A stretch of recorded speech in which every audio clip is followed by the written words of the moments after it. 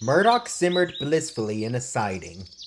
It had been a busy day for the heavy goods engine. He took many heavy goods trains all across the island to the station at the end of the line.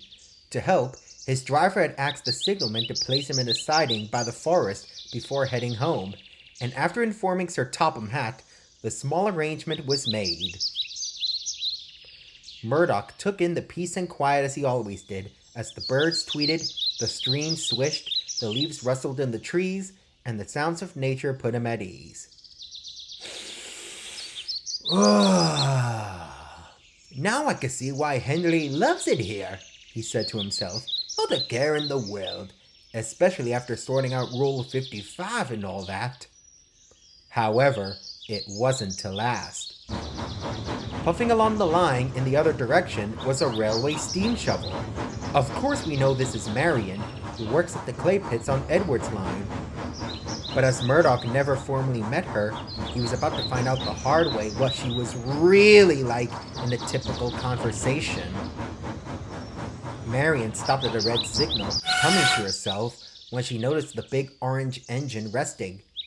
"Oh, hello there," she chirped. "I'm Marion. I'm a steam shovel."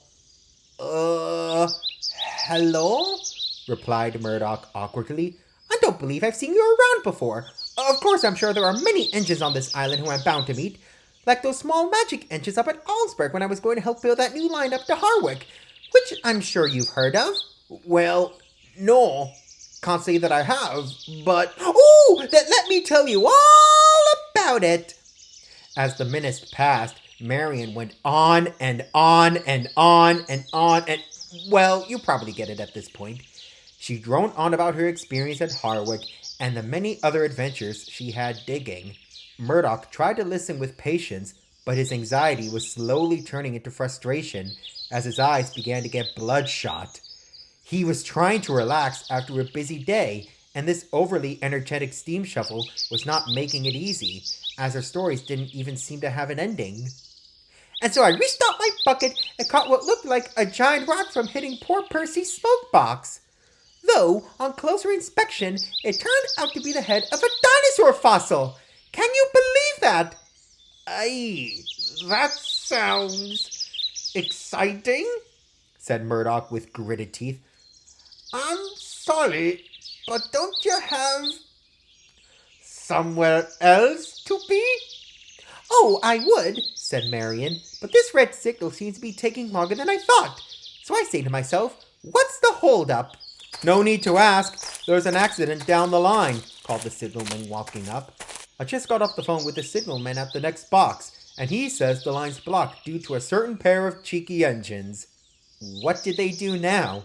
asked Murdoch's driver, who was in the cab the whole time with the fireman, listening with interest to Marion's story. All the while, they had been holding back laughter at the irony of the situation. The engine, who sought out peace and quiet, was stuck with someone who sought out the exact opposite.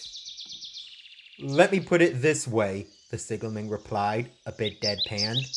"They tried racing and derailed at the junction, so it will take a little while longer to get you moving again."